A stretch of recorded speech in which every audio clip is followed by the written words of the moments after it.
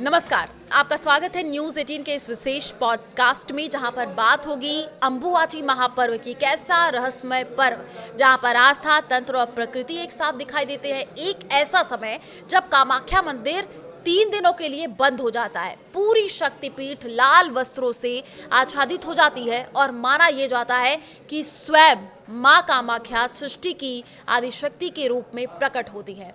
आखिर क्या है अंबुबाची का रहस्य?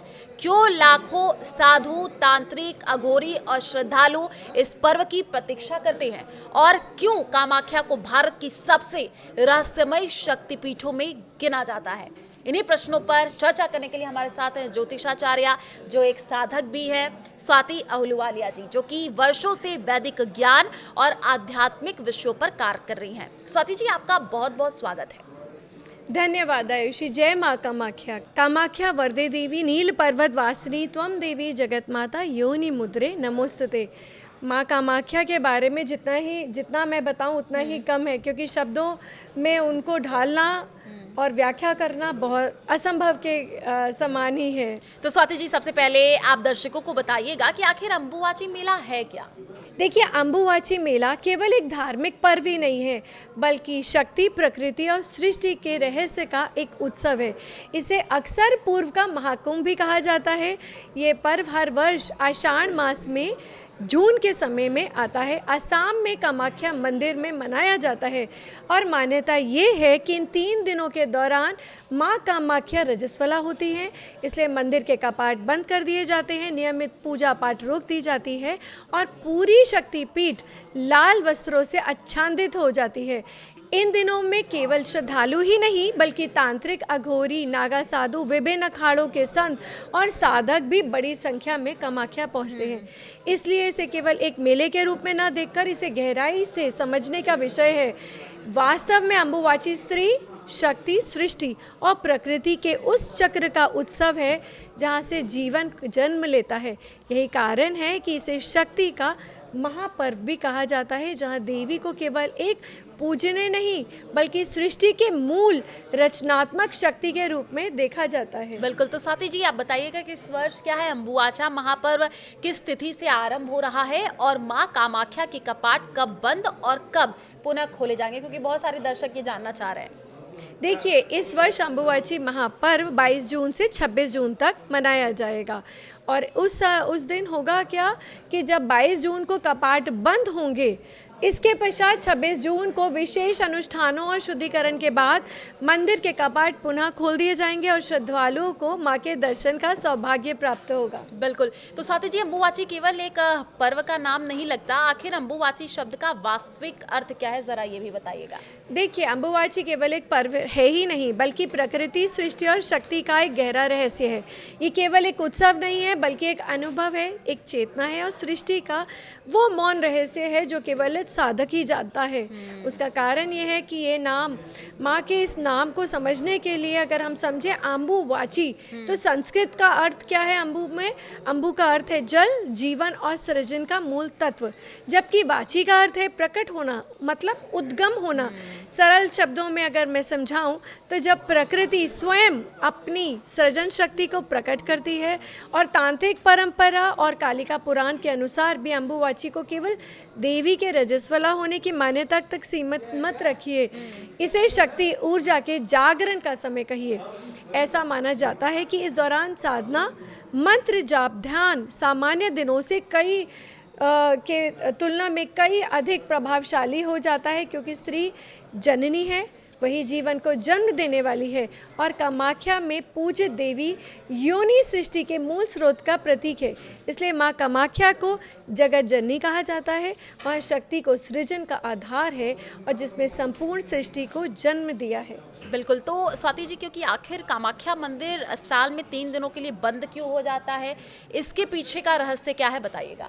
देखिए, अंबुबाची महापर्व का सबसे रहस्यमयी और सबसे चर्चित पक्ष यही है कि कामाख्या मंदिर वर्ष में 3 दिन लगातार एक बार बंद किया जाता है, पूर्ण रूप से बंद किया जाता है। शक्ति परंपरा के अनुसार इन दिनों माता कामाख्या रजस्वला होती हैं, इसलिए मंदिर में नियमित पूजा, दर्शन और कुछ धार्मिक अनुष्ठान स्थगित कर दिए जाते हैं। इन्हीं दिनों में पूरा मंदिर विशेषकर गर्भगृह लाल वस्त्रों और लाल साड़ियों से ढक दिया जाता है और तांत्रिक और शाक्त परंपराओं में लाल रंग शक्ति, स्त्री ऊर्जा और देवी तत्व का प्रतीक माना जाता है, जिसके कारण ये अम्बुवाची के दौरान पूरा कामाख्या मंदिर लाल रंग से ढका दिखाई देता है, मानो संपूर्ण शक्ति स्वयं यही प्रकट हो रही है। और कई शाक्त परंपराओं में इन दिनों को माँ के विश्राम काल के रूप में भी देखा जाता है। जिस प्रकार स्त्री का रजस्वला होना सृजन शक्ति एक स्वाभाविक और पवित्र पक्ष है, उसी प्रकार इन तीनों दिनों को देवी को भी विश्राम दिया जाता है। यही कारण है कि मंदिर के कपाट बंद कर दिए जाते हैं। माँ की सेवा विशेष विधि से की जाती है। मान्यता ये भी है कि स्वयं ब्रह्मा जी ने नीलांचल पर्वत पर तपस्या की थी और यहाँ पर ब्रह्मांडीय शक्तियाँ तथा नवग्रहों से जुड़ी साधनाएं की थी और उनका निर्माण किया था। तो स्वाति जी, ये अम्बुवाची से जुड़ा सबसे बड़ा प्रश्न यही है कि क्या माँ कामाख्या वास्तव में रजस्वला होती है और इसके पीछे कौन से आध्यात्मिक रहस्य छिपा हुआ है? देखिए, शाक्त परंपरा के अनुसार कामाख्या वो स्थान है जहाँ माँ सती की योनि गिरी थी। इसी के कारण कामाख्या को केवल एक मंदिर ही नहीं बल्कि संपूर्ण सृष्टि, कॉस्मिक वूम अर्थात ब्रह्मांडीय गर्भ और सृजन शक्ति के केंद्र के रूप में समझा जाए। ये वो शक्ति है जहाँ से जीवन, प्रकृति और सृष्टि का प्रवाह प्रारंभ हुआ था। इसलिए अम्बुवाची केवल एक देवी के रजस्वला होने की मान्यता ही नहीं है बल्कि उस समय का प्रतीक है जब माँ भगवती पुनः सृष्टि को धारण करने और सृजन शक्ति को तैयार होती है। ये संपूर्ण प्रकृति और सृजन चक्र के जागरण का प्रतीक है। और दिलचस्प बात यह भी है कि कामाख्या में देवी की कोई मूर्ति नहीं है, केवल एक योनि शिलाखंड है जिसकी पूजा की जाती है, जिसके भीतर निरंतर जल बहता रहता है और वहाँ पर एक दीपक है जो अनंत काल से प्रज्वलित रहता है। और आज भी यहाँ रहस्यमय बना हुआ है कि गर्भगृह के भीतर ये जो जल है इसका स्रोत क्या है, विज्ञान के पास इसका कोई भी जवाब नहीं है। तो स्वाति जी, क्योंकि आपने जो बातें बताई हैं बहुत रहस्यमय है ही, और एक और सवाल रहेगा कि अम्बुवाची के इन 3 दिनों के दौरान कई नियमों का पालन किया जाता है, बहुत से कार्य वर्जित माने जाते हैं। आखिर इन दिनों क्या क्या नहीं किया जाता और इसके पीछे क्या कोई आध्यात्मिक कारण है? देखिए, अम्बुवाची के 3 दिनों तक तांत्रिक और शाक्त परंपरा में एक प्रकार का विश्राम काल के रूप में देखा जाता है, जिसे कहते हैं माँ का रेस्टिंग पीरियड। मान्यता है कि इन दिनों आप स्वयं पृथ्वी रजस्वला होती है, इसलिए उसे विश्राम दिया जाता है, जिसके कारण भूमि को खोदना, हल चलाना, बीज या कृषि से जुड़े कार्य नहीं किए जाते। कई स्थानों पर शुभ कार्य, वैदिक कार्यों को भी नहीं किया जाता। यहाँ पर आप ये भी समझिए कि कोई भी पूजा नहीं होगी, दीपक नहीं चलेगा, 10 महाविद्याओं में कोई भी प्रकाश और आपका यज्ञ हवन कुछ भी नहीं होगा और पितृ पूजा नहीं होगी। लेकिन ये केवल एक नियमों के रूप में नहीं देखना चाहिए, इसके पीछे एक बहुत सुंदर आध्यात्मिक संदेश ये भी छुपा है। जिस प्रकार एक स्त्री अपने मासिक चक्र के दौरान विश्राम करती है, उसी प्रकार अम्बुवाची के दौरान संपूर्ण पृथ्वी की को विश्राम अवस्था में माना गया है।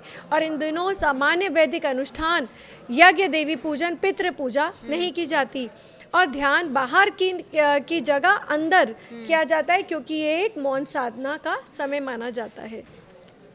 बिल्कुल। तो जिस तरीके से आपने बताया, इसके बारे में एक और आखिरी सवाल रहेगा कि अम्बुवाची हर वर्ष उसी विशेष समय पर क्यों मनाई जाती है और इसका निर्णय और महत्व क्या है? स्वाति जी। देखिए, अम्बुवाची का समय कोई संयोग नहीं है, इसके पीछे एक बहुत गहरा ज्योतिषीय, तांत्रिक और शास्त्रीय आधार है। देवी भागवत, ज्योतिष शास्त्र और तांत्रिक ग्रंथों में उल्लेख किया जाता है कि जब मृगशिरा नक्षत्र में 3रा पद समाप्त होकर सूर्य आद्रा नक्षत्र में के पहले चरण में प्रवेश करते हैं, तब पृथ्वी को रजस्वला माना जाता है। पृथ्वी की इसी अवस्था को अम्बुवाची कहा गया है। शास्त्रों में स्पष्ट कहा गया है कि ये काल में पृथ्वी स्वयं सृजन शक्ति को धारण कर रही होती है, इसलिए 3 दिनों तक भूमि खनन, बीजारोपण, वृक्षारोपण, देवी पूजा, पितृ पूजा और कुछ वैदिक कर्मों का निषेध माना जाता है। और तांत्रिक दृष्टि से भी ये प्रकृति के भीतर होने वाले एक गहरे रूपांतरण के काल की तरीके से देखा जाता है।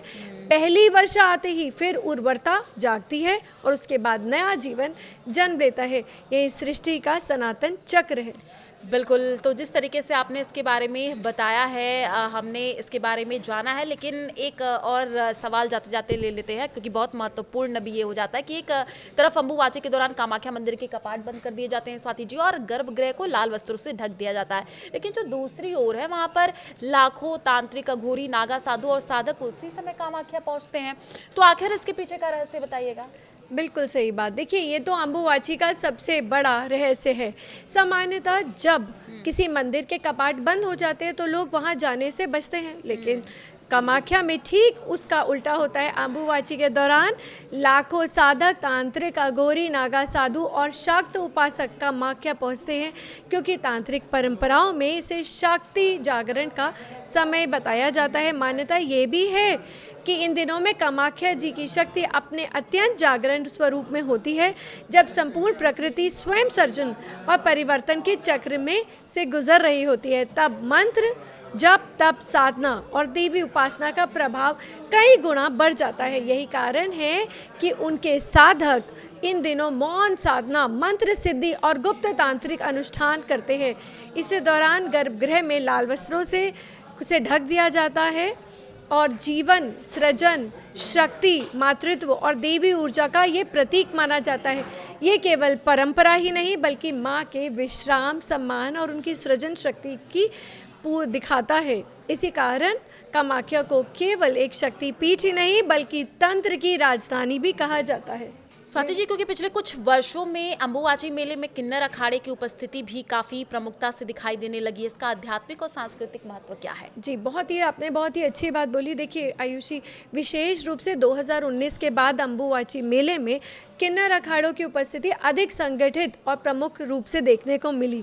इसका एक महत्वपूर्ण कारण ये है कि प्रयागराज कुंभ में किन्नर अखाड़े को मिली ऐतिहासिक मान्यता से जोड़ी जाती है। 2019 के प्रयागराज कुंभ के बाद जब किन्नर अखाड़े को जूना अखाड़े के साथ शाही स्नान और धार्मिक मान्यता मिली, तब पहली बार मुख्य धारा सनातन परंपरा में किन्नर साधु संतों और को सार्वजनिक रूप से अपने आध्यात्मिक ढांचे का हिस्सा स्वीकार किया।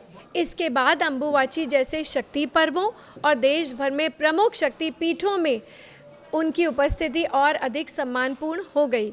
स्वाति जी, क्योंकि एक आखिरी सवाल आपसे लेना चाहेंगे कि अम्बुबाची के चौथे दिन मंदिर खुलने के बाद भक्तों को विशेष रूप से क्या प्राप्त होता है, और ये भी बताइएगा क्योंकि आप हर बार वहाँ जाती है, क्या आप वहाँ पर अनुभव करती हैं जो आप दर्शकों के साथ साझा करना चाहें? अम्बुबाची के 3 दिनों के बाद जब कामाख्या मंदिर के कपाट खुलते हैं तब भक्तों को माँ का विशेष प्रसाद मिलता है। इसमें सबसे प्रसिद्ध ये बात है कि लाल रंग का एक कपड़ा मिलता है जिसे कहते हैं अंग वस्त्र, और वहाँ से लोग जल लेकर जाते हैं उस समय का। और ये इसकी विशेषता ये है कि इसे कहते हैं अंगोदक, अर्थात पवित्र जल भी दिया जाता है। श्रद्धालु इसे बड़े आदर से अपने घर में रखते हैं और मान्यता ये है कि माँ की कृपा, सुरक्षा और सकारात्मक ऊर्जा का प्रतीक माना जाता है।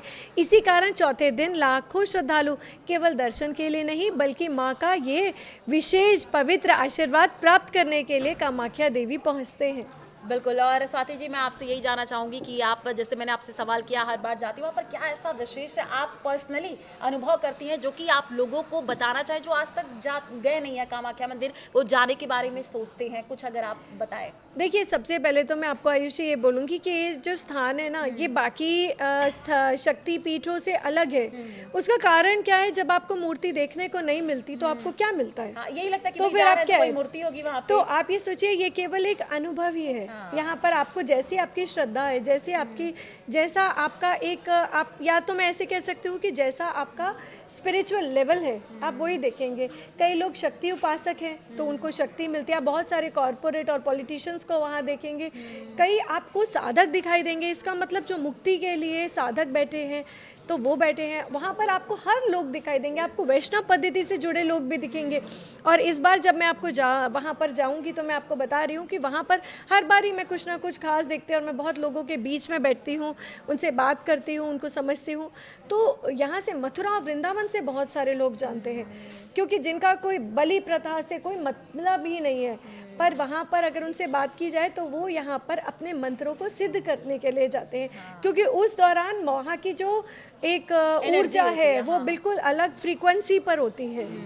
तो ये मैं यहाँ पर जो लोग सोचते हैं कि आप केवल तंत्र मंत्र और साधना है, ऐसा वहाँ कुछ नहीं है। आप जो देखेंगे वही आपको मिलेगा। आप भक्ति मुक्ति शक्ति जो देखना चाहे आप, वो जगह है, वो स्थान है जहाँ सब कुछ आपको मिलेगा।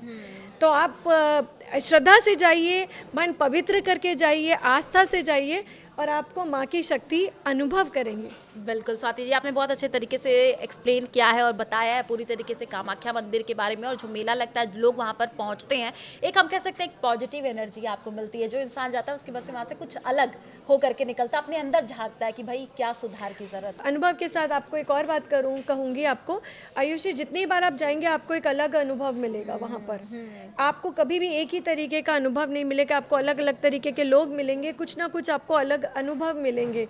तो ये एक जगह ही एक ऊर्जा का केंद्र है, जैसे मैंने आपसे कहा कॉस्मिक बूम है। तो यहाँ पर ये एक सोर्स पॉइंट है, बेसिकली सोर्स नहीं है, ये शक्ति नहीं है, शक्ति का भी एक सोर्स पॉइंट है। चलिए स्वाति जी, हमारे साथ जुड़ने के लिए आपका बहुत बहुत धन्यवाद, और आपने इतने अच्छे तरीके से सारी चीज़ों को एक्सप्लेन किया। क्योंकि कामाख्या मंदिर के बारे में जैसे मैंने आपको बताया, लोग नाम सुनते हैं, कई लोग सोचते हैं वहाँ पर जाने के लिए, लेकिन उनको पता नहीं होता कि आखिर जब वही ने कहा कि वहाँ पर कुछ है नहीं, मंदिर में जब लोग जाते हैं एक मूर्ति दिखती है नहीं है, तो आखिर आप क्यों जा रहे हैं। तो आपने इस तरीके को बहुत अच्छे से बताया। शुक्रिया हमारे साथ जुड़ने के लिए, और हमारे इस खास पॉडकास्ट में बस इतना ही। हमें दीजिए इजाज़त। नमस्कार। नमस्कार।